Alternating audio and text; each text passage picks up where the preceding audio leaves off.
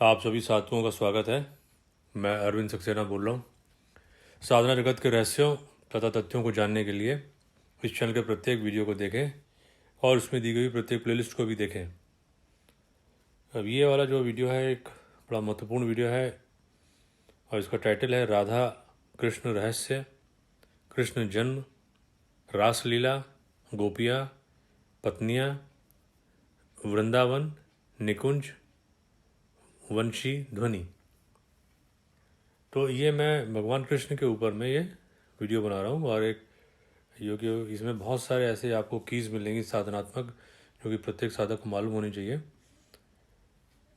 अगर शुरुआत में ना भी मालूम है लेकिन वो आगे चल के जो एडवांस स्थिति आती है थोड़ी सी साधना में तो ये मालूम होना ज़रूरी हो जाता है, क्योंकि तब उस समय इंटीग्रेशन करने का एक जो है बुद्धि जो है विकसित होने लग जाती है।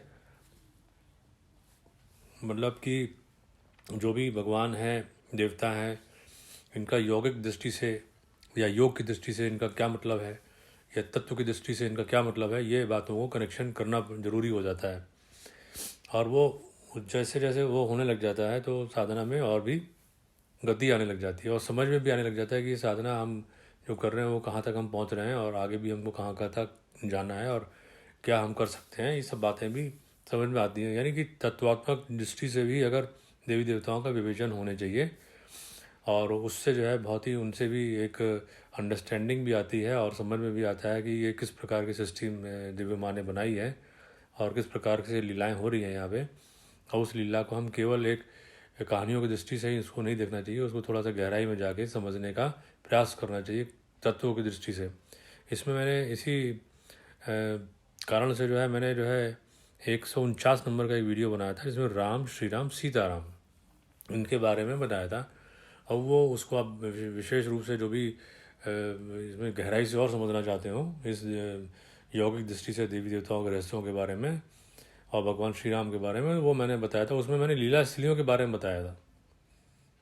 तो उसमें कौन सी भगवान राम की लीला स्थली होगी, कहाँ पे जो होगी भगवान श्री कृष्ण की होगी लीला स्थली होगी, ये सब बातें मैंने उसमें बताई थी। वैसे तो और तत्व की दृष्टि से आप और देवी देवताओं के रहस्यों को और भी जानना है अगर, तो 175 नंबर का पंचमुंडी आसन रहस्य देखिएगा और 183 184 नंबर के जो नवमुंडी आसन रहस्य देखिएगा। इसमें देवी देवताओं के क्या स्तर होते हैं और क्या उनकी पोजीशन होती है कहना चाहिए पूरे सृष्टि में, वो मैंने इसमें बताई है। और वैसे तो भगवान कृष्ण के ऊपर में मैंने 264 नंबर का एक वीडियो बनाया है। इसमें वंशी वट वृंदावन के बारे में है। 269 का है राधा कुंड और श्याम कुंड संगम के बारे में है। और 270 नंबर का है गिरिराज गोवर्धन संपूर्ण परिक्रमा के बारे में है। और 278 नंबर का है गिरिराज गोवर्धन कुंड कुंड के बारे में है। ये चीज़ विशेष रूप से इनको देखना चाहिए। तो और भी जो है ये सारी जो वीडियोस बने हैं मेरे, ये उस दृष्टि से बने हैं कि जो साधकों के लिए जो आवश्यक जानकारी हो। यानी कि साधकों के लिए ज़रूरी क्या होता है कि किसी एक साधना स्थली के बारे में पूरी जानकारी होनी चाहिए और वो वहाँ यदि किसी को जाने का मौका मिले तो वहाँ पे विशेष प्रकार की साधनाएं करनी चाहिए। उस दृष्टि से मैंने ये वीडियोस बनाए हैं। वैसे तो इस चैनल में जो भी मैं वीडियोस बना रहा हूँ वो साधकों को ध्यान में रखते हुए बना रहा हूँ और ये इस चैनल की विशेषता भी है, इसलिए इस समय को गंवाना नहीं चाहिए और इस अवसर को भी नहीं गंवाना चाहिए। पूरे पूरे वीडियो देखने का एक तो प्रयास करें। अब आगे इसकी मैं जो आपको तत्वात्मक और थोड़ी सी भी और गहराई से जानकारी देने का प्रयास करूँगा। है तो बहुत गूढ़ जानकारी है लेकिन मैं एक प्रयास ज़रूर करूँगा इसमें कि जो मेन पॉइंट्स हैं कम से कम, जिसको कहते हैं कि वो हमेशा एक मेमोरी में रहने चाहिए। एक जो भी साधक होते हैं उनके रहनी चाहिए। जो भी भगवान कृष्ण के उपासक हो तो उनको तो रहनी चाहिए, बाकी जो भगवान कृष्ण की उपासना नहीं करते हैं तो भी उनके पास रहना चाहिए, क्योंकि ये सब देवी देवताओं का कहीं ना कहीं आपस में इंटीग्रेशन होता है। मैंने कई वीडियोस वैसे बनाए हुए हैं लेकिन आप उसमें से महाशक्ति रहस्य वाला देखिएगा 254 नंबर वाला, उसमें भी मैंने देवी देवताओं के रहस्य बताए हैं। तो ये उसमें भी बातें बहुत समझ में आएंगी। मतलब इंटीग्रेशन तो इनमें है। विशेष रूप से अगर मैं इनके अलग सारे देवताओं के बारे में इंटीग्रेशन करने की कभी बहुत जब कुछ और वीडियोस जब मेरे इस और देवी देवताओं के बारे में बन जाएंगे तब मैं इनको एक बार इंटीग्रेट करने का भी प्रयास करूँगा इनको, कि इस तरीके से एक पूरी समग्र दृष्टि से देवी देवताओं के रहस्य को और समझा जाए। तो और उन एक कन्विक्शन पैदा होगा, और कन्विक्शन होता भी है जब जानकारी मिलती जाती है, तब ये लगता है ये सारी जानकारी, ये जो देवी देवता है ये रियल है। बाकी तो साधना में जो एक्सपीरियंसेस होने लग जाते हैं तो समझ में आ ही जाता है रियल है। इसके बारे में मेरे जो वीडियो बने हुए हैं, 164 नंबर का ज्ञान वाला और 165 नंबर का भक्ति वाला, कि पहले ज्ञान आएगा फिर उसके बाद भक्ति पैदा होती है, ये सब बातें मैंने बताई हैं। अब मैं इसमें जो कि तत्वात्मक दृष्टि से बता रहा हूँ, तो वो जानकारी भी एक साधकों के सामने हो और उतनी उनके पास रहे, तो भगवान कृष्ण की लीलाओं के बारे में उनको बहुत सारे जो भी भ्रांतियाँ होंगी, गलत फहमियाँ होंगी, वो सारी दूर भी हो सकती हैं। और कई बार क्या होता है कि पता ही नहीं होता कि ये चीज़ क्यों हो रही है, ऊपर से लगेगा ये चीज़ समझ में नहीं आ रही क्यों हो रहा है ऐसा, लेकिन जब उसकी तत्व दृष्टि से देखा जाएगा उसको, तो बात समझ में भी आने लग जाएगी और तब लगेगा कि ये कितनी गहराई की बातें हैं, और तब बातें को उसमें कोई शंका नहीं रहेगी या कोई भी भ्रम भी नहीं रहेगा उसमें। और जहाँ भ्रम समाप्त होगा तो और थोड़ा सा एक कहते हैं कि और देवी देवताओं की उपासना करी जाएगी, तो उसमें और भी आगे जल्दी से बढ़ा रह सकता है, क्योंकि फिर संदेह वाली चीज़ समाप्त हो जाएगी। ये एक लक्ष्य है जिसकी वजह से मैं ये वीडियो बना भी रहा हूँ। लेकिन तब भी जो मैंने बताया कि जो भी सारे वीडियोस के अंदर में करीब करीब है, ये ज़रूर विशेष रूप से स्पष्ट करता हूँ कि कोई भी जानकारी लें आप तो उसमें समय का ध्यान रखें। तो उसके लिए जो कुछ वीडियोस मैं ज़रूर बताता हूँ, 227 नंबर का कली बाधा वाला देखिएगा, असुर वाली प्लेस देखिएगा, 195 नंबर का राक्षसों द्वारा भक्षण वाला देखिएगा, पुण्य स्वभाव का भक्षण करते हैं, और 236 नंबर का देखिएगा, सहसा विश्वास नहीं करना चाहिए आज के समय में, इससे अनिष्ट का प्रवेश होता है। 223 नंबर का अनिष्ट और अशुभ का प्रवेश किन कारणों से होता है जीवन में, वो मैंने बताया है। बाकी प्लेलिस्ट पर नहीं बनाई है, खतरे, डेंजर्स, ट्रैप्स, ये ज़रूर देखनी चाहिए। इससे खतरों के बारे में पता होगा जीवन में, जो कि अदृश्य रूप से हमारे साथ चलते हैं और हमको परेशान भी करते हैं, लेकिन हमको पता नहीं होता है। पता चल जाए तो उनका हम बच भी सकते हैं, केवल इन्फॉर्मेशन से भी पता मालूम हो तब भी बच जाएंगे। कम से कम जिसे पता चल जाए कि गड्ढा यहाँ पे है तो गड्ढे में नहीं जाएंगे, वैसे ही बचाव हो जाएगा। बाकी साधनात्मक उपाय भी मैंने सब वीडियो में बताए हैं, तो वो भी एक तरीका है कि अपने आप को बचाने का। तो मैं यहाँ पे जो भगवान कृष्ण के बारे में आपको कुछ जानकारी दे रहा हूँ। तो एक तो इसमें कोई भी जैसे पूरी समझना हो किसी देवी देवता के रहस्य को, तो उसमें आप ये नौमुंडी वाले जो वीडियोस हैं मेरे, इनको बहुत इंपॉर्टेंट वीडियो माने, बेस माने आप इनको, 184 नंबर के नौमुंडी आसन रहस्य। इसमें चीज़ समझ में आएगी कि देवी देवताओं के स्तर क्या है, कि जैसे कि ब्रह्मा जी का एक स्तर आएगा, उसके बाद में फिर विष्णु जी का आएगा, फिर रुद्र यानी शिव जी का आएगा, फिर वो उनका भेदन करते हुए जो भी साधक होता है जो कि आगे चल के सच्चा योगी बनेगा, इनका उसको भेदन करना जरूरी होगा इस स्तरों का। फिर उसके बाद में फिर उसको वो शक्ति वाले जो है जोन में जाएगा, फिर उसका भी भेदन करना होगा। और वो एक समय में ऐसा आएगा वो कुछ भी नहीं कर पाएगा, तो उसको क्या होगा कि वो फिर यदि दिव्य माँ की कृपा हुई तो दिव्य माँ उसको उंगली पकड़ के आगे ले जाएंगी और अंतिम स्तर जो होता है परम शिव का, वहाँ तक ले जाती है। इस पड़ाव के अंदर में क्या होता है कि जब ये ब्रह्मा विष्णु महेश इनके जो भेदन हो जाते हैं और शक्ति वाले यानी जो पंचमुंडी आसन की स्थिति जो आ जाती है, उसके आगे की स्थिति में कुछ ऐसा एक ऐसा एक स्थान आएगा जहाँ पे कि दिव्य लीला करने के लिए भगवान स्वयं में अपने तरह तरह के रूप बना लेते हैं। वो लीला के लिए आप उसमें भगवान राम का रूप उन्होंने बनाया, फिर भगवान कृष्ण का रूप बनाया, वहाँ पे वो लीलाएं करते हैं। और लीलाएं क्या होंगी, क्योंकि जो मैंने वीडियो में बताया भी है उसमें कि भगवान स्वयं में ही विभक्त हो जाते हैं, अपने टुकड़े कर लेते हैं, उसी में विभिन्न प्रकार की संरचना करके और फिर लीला करते हैं वो। यानी कि है तो सारी एक ही चीज़, यानी कि गुरु भी एक ही है, शिव और जो है शिष्य भी एक ही है, दोनों हैं, लेकिन वो लीला के लिए दोनों को अलग अलग बना दिया गया है। संसार में जितनी सारी चीज़ें बनाई दिव्य माँ ने बनाई, और इसलिए जो बनाई कि वो दिव्य लीला कर सकें और दिव्य लीला का जो है वो आनंद ले सकें। और दिव्य वो चीज़ उनकी चल रही है, उसी में ही दिव्य लीला के अंतर्गत में ये सब जो है भगवान राम भगवान कृष्ण इनका देवी जो देवता हैं इनकी उपस्थिति को मानना चाहिए, और बाकी देवताओं की भी उसी प्रकार से उपस्थिति को मानना चाहिए। अब मान लीजिए कि भगवान कृष्ण की हम बात करें अगर, तो वो जो है उनकी एक लीला स्थली होगी वहाँ पे, और वो वहाँ पे लीला करते हैं वो।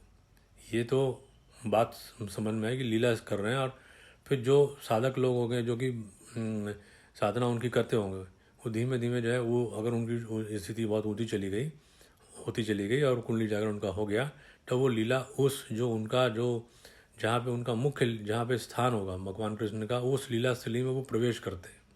ये सब बातें अगर आपको डिटेल में देखनी है तो मैंने वो 149 नंबर का जो राम श्री राम सीताराम वाले वीडियो में आप देखिएगा तो बात समझ में आएगी। ये एक बैकग्राउंड ज़रूर दिमाग में रखनी चाहिए। ये तो मैंने बहुत ही एक शॉर्ट में आपको और एक सिंपल तरीके से इसको समझाया, इतना सिंपल है भी नहीं है, लेकिन प्रॉब्लम यह है कि इतनी कॉम्प्लेक्स विषय है कि ये मान लीजिए कि अगर मुझे समझ में भी आ जाए, लेकिन खुद को समझना एक अलग बात होती है, दूसरे को समझाना दूसरी बात होती है। फिर भी मैंने एक प्रयास कर रहा हूँ कि और ये कि शॉर्ट में या एक सरल तरीके से एक मोटी मोटी पिक्चर समझ में आए कि क्या चीज़ हो रही है ये। तो ये तो लीला स्थली के बारे में बताया। अब इसी को अगर हम लीला स्थली को हम मान लें कि जो अगर योग की दृष्टि से माने, चक्रों की दृष्टि से माने, जो शरीर में चक्र होते हैं मूलाधार से लेकर सहस्त्रार चक्र तक जो होते हैं, उनमें क्या क्या हो रहा होता है, उसके हिसाब से अगर हम देखें तो जो ये जो है जहाँ पे वृंदावन कहा जाता है, इसको सहस्त्रार चक्र कहा जाता है। और ये जो है यहाँ पे सहस्त्रार, जिसको सहस्त्र दल कमल होते हैं, 1000 कमल होते हैं, ये स्थान इसका होता है जो हमारे शरीर में सबसे ऊंचा स्थान, यानी कि मस्तक के ऊपर में जो सर होगा वहाँ पे जो एक जिसको कहते हैं योग की दृष्टि से जो सहस्त्र दल कमल कहलाता है, वहाँ पे एक वृंदावन की स्थिति है। बाकी जितने भी इनके लीलाओं में जहाँ पे निकुंज वर्ड आएगा, जहाँ पे निकुंज वो लीला जहाँ भी हो रही होगी, वो जो निकुंज होंगे वो चक्र होते हैं, जितने भी चक्र शरीर में होते हैं मूलाधार से लेके और सहस्त्रार तक, वो निकुंज कहलाते हैं ये। और जो ये जो कहते हैं जो जितनी भी 72,000 नाड़ियाँ होती हैं, मैंने नाड़ी के बारे में एक वीडियो बनाया हुआ है, 332 नंबर का है, 332 नाड़ी रहस्य अनंत लोगों में प्रवेश, पर काया प्रवेश, सूक्ष्म प्रवेश द्वार। एक बहुत ही एक इम्पॉर्टेंट एक वीडियो है ये, इसको ज़रूर देखिएगा। हालांकि उसमें मैंने बताया है कि 72,000 नाड़ियाँ नहीं होती, वो तो अनंत नाड़ियाँ होती हैं, और जो शरीर के बाहर में भी और पूरे विश्व में भी व्याप्त होती हैं। वो उसमें प्राण भी बहता है, मन भी बहता है, आनंद भी बहता है, ये सारी चीज़ें मैंने उसमें बताई हुई हैं। उन्हीं के द्वारा लोकों में जाया जाता है, उन्हीं के द्वारा परकाया प्रवेश होता है, उन्हीं के द्वारा वायुगमन होता है। उनके बारे में जानकारी मैंने आप 332 नंबर वाले वीडियो में देखिएगा। लेकिन तब भी अगर हम अपने शरीर की बात करें, यानी मनुष्य शरीर की बात करें, तो मोटे तौर पे 72,000 जो है नाड़ियाँ मानी जाती हैं। ये जो होता है 72,000 नाड़ियाँ जो होती हैं, ये पूरे शरीर में व्याप्त रहती हैं, और इसमें से 16,000 नाड़ियाँ जो होती हैं वो बड़ी इंपॉर्टेंट होती हैं। तो भगवान कृष्ण को आप माने कि वो जो सर्वोच्च स्थिति जो की होगी, यानी कि उनको ब्रह्म मान लें, परब्रह्म मान लें, कोई भी शब्द देना चाहें, वो जो लीला की दृष्टि से उनकी जो उन्होंने अपना रूप रखा हुआ, कृष्ण भगवान कृष्ण ने जो अपना रूप बनाया है, उसको तत्वात्मक दृष्टि से आप ब्रह्म भी मान लें, तो वो जो होगा उससे संबंधित जितनी भी वहाँ तक पहुँचने के लिए जो भी योगी लोग प्रयत्न करते हैं, साधक लोग प्रयत्न करते हैं, उनको नाड़ियों का ज्ञान धीमे धीमे होने लगता है। उसमें जो 72,000 नाड़ियाँ होती हैं उनको गोपियाँ कहा जाता है, और उसमें से 16,000 नाड़ियाँ जो होती हैं वो सबसे ज़्यादा इंपॉर्टेंट होती हैं। वो जो होती हैं उनको भगवान कृष्ण की पत्नी कहा जाता है। 16,000 रानियाँ जो उनके बारे में प्रसिद्ध है ये। बाकी जो मूल जो होती है, एक जो मेन नाड़ी होती है सुषुम्ना नाड़ी होती है, उसको राधा भी कहते हैं। लेकिन इसको चूँकि कुंडली जागरण के अगर पूरे प्रोसेस में देखा जाए तो इसको जो कुंडलिनी होती है उसको भी श्री राधा भी कहते हैं। यानी कि दोनों को एक ही आप मान सकते हैं, क्योंकि रास्ता तो वही होगा। और ये समझ लें कि ये जो भगवान कृष्ण जो है अगर पर ब्रह्म के रूप में है, तो उनसे हमेशा जो है वो उनकी जो शक्ति या कहिए जो श्री राधा वाली स्थिति है, या सुषुम्ना नाड़ी कर लीजिए, और ये 72,000 नाड़ियाँ, ये सब उनसे हमेशा ही कंबाइंड है, हमेशा जुड़ी हुई हैं, कभी उनसे अलग हो नहीं सकती।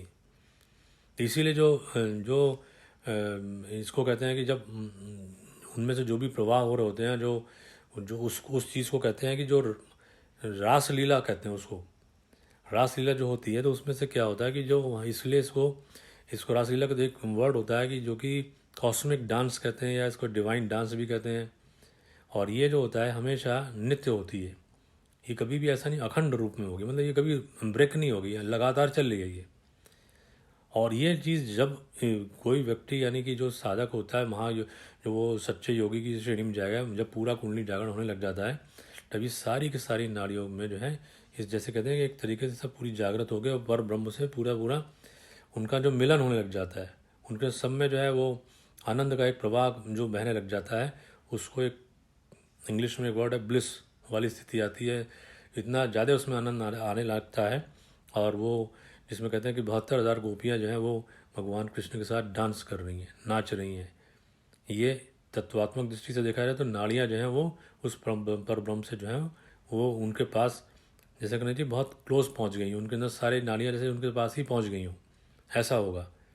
वो उनसे मिलने के लिए जैसे कहते हैं बिल्कुल बेताब हो गए कि मिलना है हमको। इसको आप स्टोरी के रूप में देखेंगे तो कहेंगे कि गोपियाँ जो हैं वो भगवान कृष्ण की जब वो उनका जब जैसे कहते हैं कि उनसे मिलने के लिए तब बेताब हो जाती थी।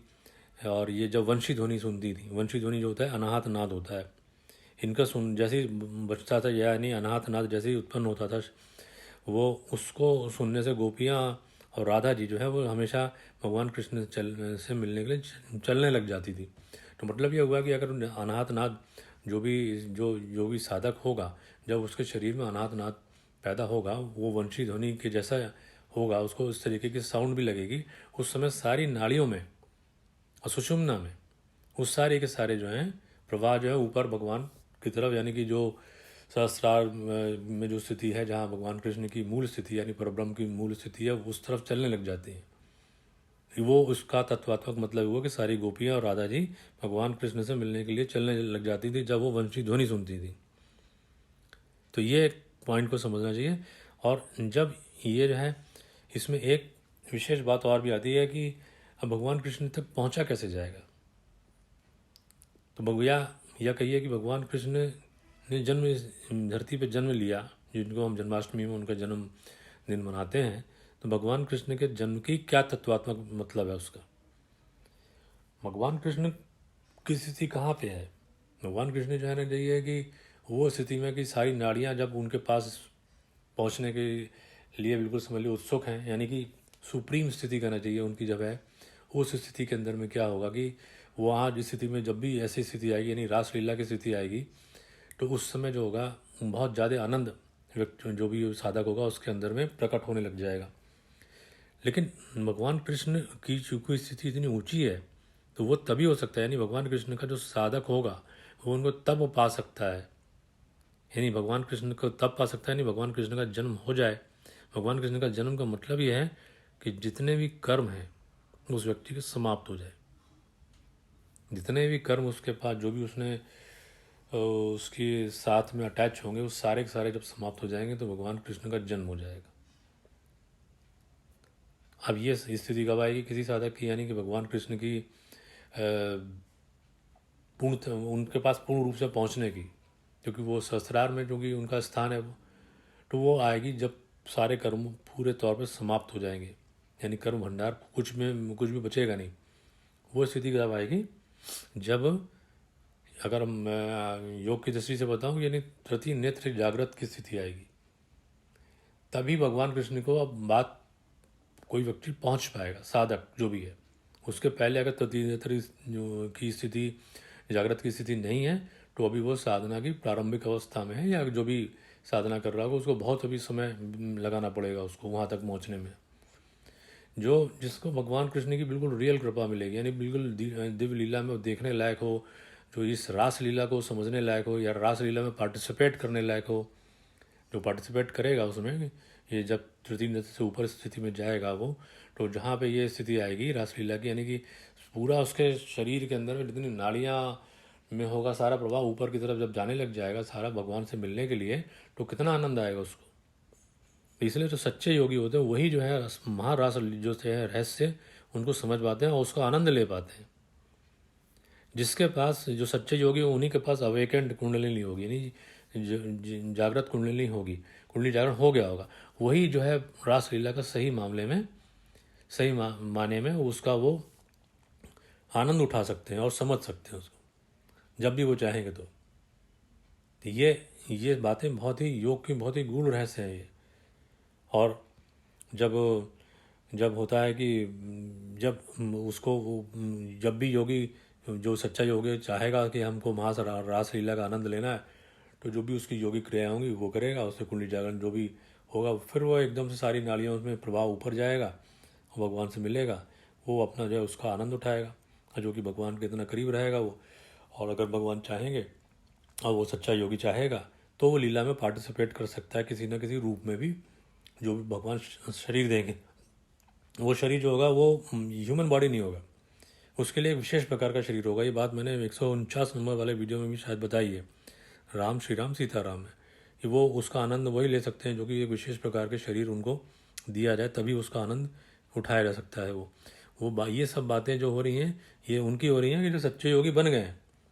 यानी अगर एक लाइन में बोला जाए, सच्चे योगी ही सही भगवान कृष्ण को समझ सकते हैं कि वो क्या है वो, बाकी लोग जो हैं उनको बात समझ ही नहीं सकते। और तृतीय नेत्र जब तक जागृत नहीं है तब तक भगवान कृष्ण यानी कि उसके भगवान कृष्ण का जन्म अभी उस योगी के लिए नहीं हुआ है, वो अभी भगवान कृष्ण को नहीं पा सकता वो।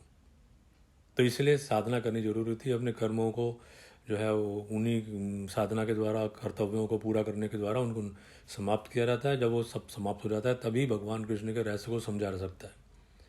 बाकी इसीलिए चूँकि ये इतनी गूढ़ रहस्य की चीज़ें हैं, इसलिए कहानियों के द्वारा या कथाओं के द्वारा एक भक्ति के रूप में जो है लोग समझते हैं। लेकिन उसमें भी चूँकि बात इससे ऐसी रहती है, गोपिकाओं की 72,000 नारियों की, 16,000 रानियों की, जो कि गोपियाँ या नारियों की बात हो रही है, तो वो उसको मिस इंटरप्रिटेशन भी हो सकता है और भ्रम भी उसके अंदर बहुत सारे पैदा हो सकते हैं।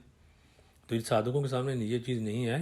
और विशेष रूप से चूँकि ये वीडियो मैं साधकों के लिए बना रहा हूँ और गृहस्थ साधकों के लिए बना रहा हूँ, जिससे ये कम से कम तत्वात्मक जानकारी उनके सामने स्पष्ट रहे, जिससे कभी भी बात साधना में आए भगवान कृष्ण को के बारे में और चीज़ें, तो उससे भटके नहीं वो। और इसको पूरा ध्यान केंद्रित रखते हुए कि रासलीला का क्या मतलब है, भगवान राधा कृष्ण का क्या रहस्य है, कृष्ण जन्म, रासलीला, गोपियाँ, पत्नियाँ, वृंदावन, निकुंज, वंशी ध्वनि, इन सब का क्या मतलब है तत्वात्मक दृष्टि से, ये जानकारी उनके पास होनी चाहिए। यही इस वीडियो को बनाने का मेरा एक उद्देश्य है। आशा करता हूँ कि आप सब लोगों को जानकारियाँ अच्छी लगी होंगी। इस वीडियो को देखने के लिए आप सभी का धन्यवाद।